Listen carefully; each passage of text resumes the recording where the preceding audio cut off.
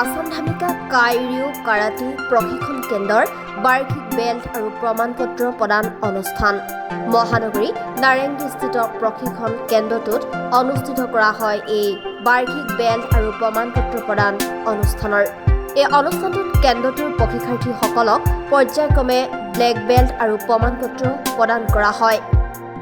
4গৰাকী প্ৰশিক্ষাৰ্থীক black belt, 9গৰাকীয়ে brown belt আৰু পৰ্যায়ক্ৰমে সকলোকে কালাৰ বেল্ট প্ৰদান কৰা হয়। উল্লেখ্য যে ইয়াৰে 10গৰাকী প্ৰশিক্ষাৰ্থীয়ে মুম্বাইত অনুষ্ঠিত হ'বলগীয়া বিশেষ প্ৰশিক্ষণ শিবিৰত অংশগ্ৰহণ কৰাৰ বাবে সুযোগ লাভ কৰিছে।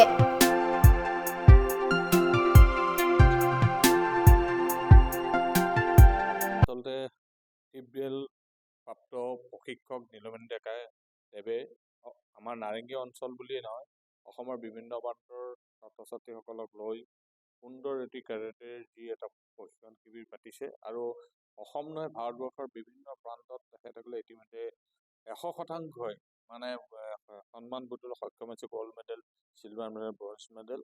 আৰু আমি আশা ৰাখিছোঁ যিসকল ছাত্ৰ ছাত্ৰীসকলে ইয়াত প্ৰশিক্ষণ লৈছে আৰু অভিভাৱকসকলেও অত্যন্ত উৎসাহী, আৰু সেয়েহে আজি ইয়াত যিসকলে ইতিমধ্যে ইয়াত আহি প্ৰশিক্ষণ লৈছে তেওঁলোকক বেল্ট প্ৰদান কৰিছে। ব্লেক বেল্ট 4জনে আজি লাভ কৰিছে। সুন্দৰ মানপত্ৰ, গামোচা ইতিমধ্যে তেখেতক আৰু তেওঁলোকক চাৰ্টিফিকেট দিয়া হৈছে, লগতে বেল্ট প্ৰদান কৰা হৈছে।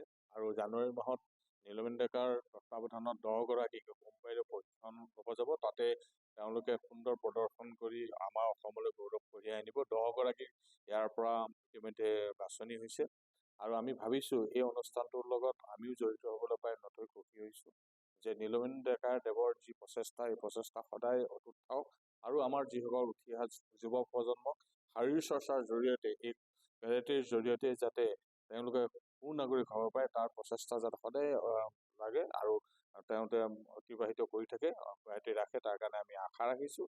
কাৰণ নীলমণি ডেকাৰ সুন্দৰ প্ৰচেষ্টাই আমাৰ যুৱ প্ৰজন্মক অত্যন্ত উৎসাহিত কৰিব, অভিভাৱকলৈ উৎসাহিত কৰিছে আৰু এনেধৰণে আগুৱাই যাওক। আমি সদায় তেওঁৰ লগত আছোঁ আৰু আজি এই অনুষ্ঠানৰ নিজকে উপস্থিত হৈ পাই নিজকে ধন্যবাদ।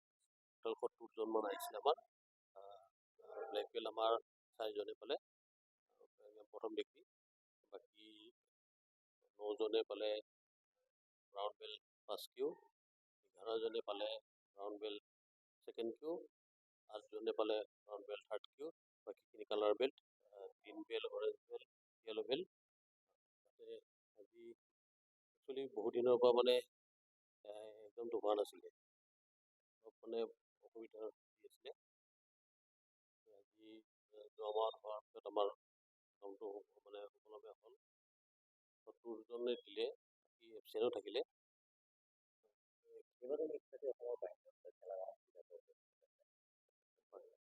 আমাৰ ট্ৰেইনিং এটা আছে, আমাৰ মুম্বাইত হ'ব।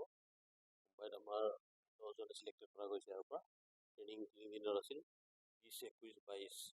আকৌ 23 তাৰিখে চেম্পিয়নশ্বিপ হ'ব এখন।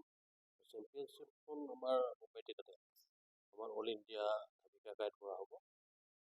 তাতে যিসকল গ'ল্ড মেডেল বা চিলভাৰ মেডেল বা মেডেলিষ্টখিনিক এটা ৰেংকিঙৰ ব্যৱস্থা কৰা হৈছে। যদি তেখেতসকলে মেডেল পোৱা যায়, মোৰ ফালৰ পৰাতো পুৰস্কাৰ থাকিল। 10জন চিলেক্টেড হৈছে, মোৰ নিজৰ ল'ৰা আছে। তেনেকৈ 20 তাৰিখে 17 তাৰিখে আমাৰ ইয়াৰ পৰা যোৱা হ'ব, বাকী 20 তাৰিখে মই যাম। 20 তাৰিখৰ বেলিৰ পৰা ট্ৰেইনিং ষ্টাৰ্ট হ'ব।